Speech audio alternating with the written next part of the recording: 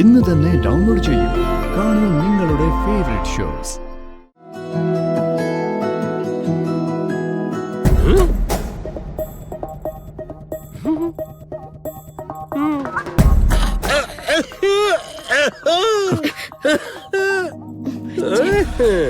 ഇപ്പോഴത്തെ പിള്ളേരുടെ ഒരു കാര്യം എപ്പോഴാണ് എവിടെയാണ് എങ്ങനെയാണെന്നൊരു നോട്ടവുമില്ല. ആരാമോളെ വിളിച്ച്? നവീനായിരുന്നല്ലേ? മോളെന്താ സംസാരിക്കാതിരുന്നത്? എനിക്ക് തോന്നിയില്ല. സ്ഥിരമായിട്ട് നവീനുമായിട്ട് പിണങ്ങിയിരിക്കാനാണോ ഉദ്ദേശം?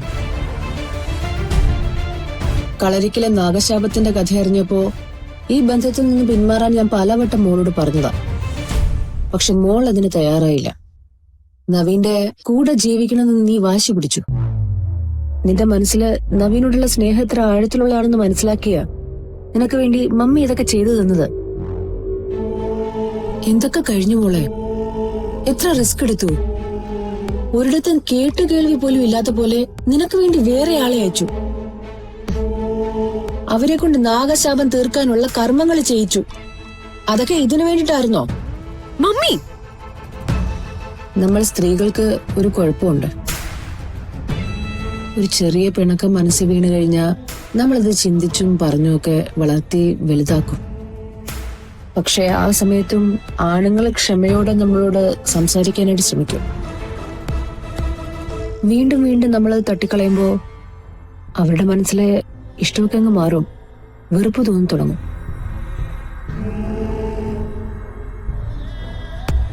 നവീന്റെ മനസ്സില് നിന്നോട് വെറുപ്പ് തോന്നി തുടങ്ങിയ അവിടെ ചിലപ്പോ വേറെ ഏതെങ്കിലും പെൺകുട്ടി സ്ഥാനം പിടിക്കും.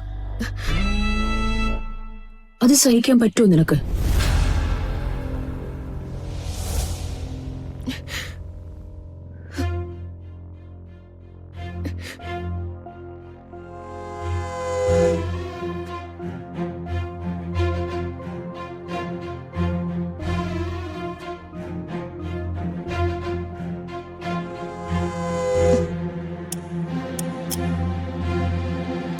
എന്തെങ്കിലും സൂക്ഷിച്ചു നോക്കുന്നേ?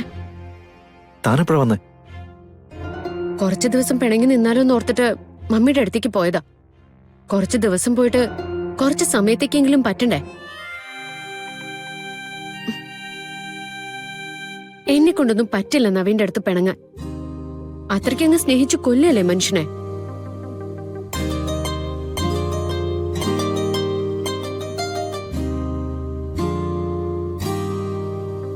സത്യത്തില് ഞാൻ എവിടേക്ക് പോകാൻ വേണ്ടി ഇറങ്ങിയതാണെന്നറിയാം? അറിയില്ല. എനിക്കും അറിയത്തില്ല. വണ്ടി ഓടിച്ച് കുറെ ദൂരം അങ്ങ് പോണം. എന്നിട്ട് എവിടെയെങ്കിലും മനസ്സമാധാനം കിട്ടുന്ന ഒരിടം കണ്ട അവിടെ കുറച്ചേരം നിൽക്കുകയോ ഇരിക്കുകയോ ചെയ്യണം. ആ ഇറക്കുമായിരുന്നു. ആ, പോവാൻ തിരക്കണെങ്കി പൊക്കോ. എനിക്കുള്ള മനസ്സമാധാനം കൊണ്ട് ഒരാൾ തിരികെ വരുമ്പോ ഞാൻ പിന്നെ എങ്ങോട്ട് പോവാനാ? എങ്ങോട്ടും പോകുന്നില്ല. നവീൻ, ഇവിടുത്തെ കാര്യങ്ങള് എനിക്ക് പേടിയുണ്ട്. അത് ഇപ്പോഴും മാറിയിട്ടില്ല. പക്ഷേ ഞാൻ പരമാവധി അഡ്ജസ്റ്റ് ചെയ്യാൻ ശ്രമിക്കാം. നവീൻ എന്റെ കൂടെ നിൽക്കണം. ഞാൻ കൂടെ നിൽക്കുമെന്ന് എന്തിനാടോ സംശയം? ഇതല്ല, ഇതിലും വലിയ പ്രശ്നങ്ങൾ വന്നു കഴിഞ്ഞാലും നമ്മളത് കവർ ചെയ്യും. കാരണം നമ്മുടെ ജീവിതം ഇനി ഒരുപാട് മുന്നോട്ട് പോകാനുണ്ട്. ഉണ്ട്. പക്ഷെ ഒരു കാര്യം ഞാൻ പറയാം. പിണങ്ങാനാണെങ്കിലും ഇണങ്ങാനാണെങ്കിലും ഇവിടെ കളരിക്കൽ, അല്ലാതെ ഓടി മമ്മിയുടെ അടുത്തേക്ക് പോയി കളയരുത്. ഹാ, ഇനി ചെന്നാ മമ്മി എന്നെ ഓടിക്കും. പിണങ്ങി ചെന്നപ്പോ ഇപ്പം മമ്മി എന്നെ സ്വീകരിച്ചു. പക്ഷെ അത് കഴിഞ്ഞിട്ട് ഞാൻ കാണിച്ച പരാക്രമം ഉണ്ടല്ലോ, എനിക്ക് നവീന്റെ അടുത്ത് പോവണം, എനിക്ക് നവീനെ കാണണം എന്നൊക്കെ പറഞ്ഞിട്ട്. അത് കണ്ടപ്പോ മമ്മി പറഞ്ഞു, നിന്നെ ഞാൻ ഇവിടുന്ന് പറഞ്ഞേക്കാം. ഇനി മേല രണ്ടുപേരും കൂടി അല്ലാതെ ഇങ്ങോട്ട് കേറി പോകരുതെന്ന്. അത് നന്നായി. സിത്താരമേമന് നല്ല കാര്യബോധമുണ്ട്. കാര്യബോധം എനിക്കുണ്ട്. ഇനി നോക്കിക്കോ ഞാൻ എന്തൊക്കെയാ ചെയ്യാൻ പോകുന്നേന്ന്. എന്താ ചെയ്യാൻ പോകുന്നത്? ആദ്യം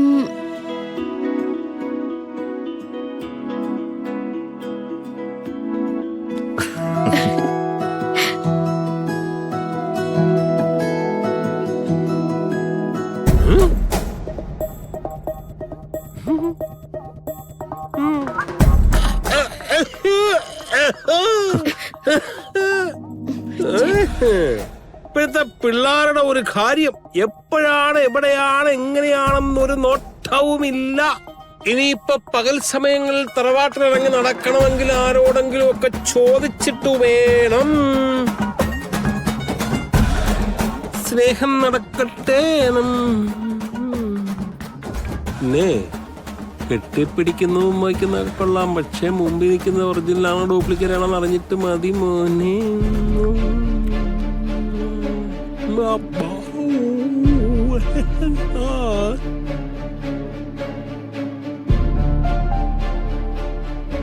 അതെ, നമ്മൾ ആർക്കും ഒരു പൊതുശല്യാവണ്ട.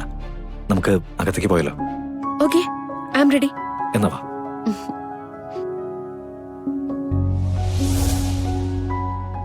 എനിക്ക് പ്രതീക്ഷയുണ്ടായിരുന്നു നന്ദ. നവീൻ അവളെ ആത്മാർത്ഥമായിട്ട് സ്നേഹിക്കുന്നുണ്ടെന്നുള്ളത് ഉറപ്പാ. പക്ഷെ കടപ്പാടിന്റെ കണക്കുകളാ ആ കുട്ടിയെ തോൽപ്പിച്ചിരുന്നത്. അമ്മേ, ഞാനൊരു കാര്യം ചോദിക്കട്ടെ. കൃഷ്ണമോളെ സംബന്ധിച്ച് അവൾ ആശ്രയമില്ലാത്തൊരു കുട്ടിയാ. സുഖമില്ലാത്ത അമ്മ മാത്രമേ അവൾക്കുള്ളൂ എന്നായിരുന്നല്ലോ നമ്മളുടെ ഇതുവരെയുള്ള വിശ്വാസം. പക്ഷെ കൃഷ്ണയുടെ അച്ഛനെ കുറിച്ച് അമ്മ പറഞ്ഞ നിലയ്ക്ക് ആ കുട്ടിയുടെ മനസ്സിനൊരു ധൈര്യം വരാതിരിക്കുവോ? അങ്ങനെ തിരിച്ചറിഞ്ഞാലും എത്ര ധൈര്യം വന്നാലും അവക്ക് അവളുടെ അടിസ്ഥാന സ്വഭാവം മാറ്റാൻ പറ്റുമോ? ഇല്ല. വാക്കുകൊടുത്താ അത് പാലിക്കണമെന്ന് നിർബന്ധമുള്ളൊരു കുട്ടിയാ അവള്.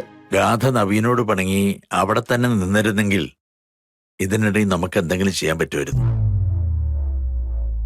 പക്ഷെ ഗാഥ തിരിച്ചു വരികയും ചെയ്തു. നവീന്റെ മനസ്സിപ്പോ സന്തോഷത്തില.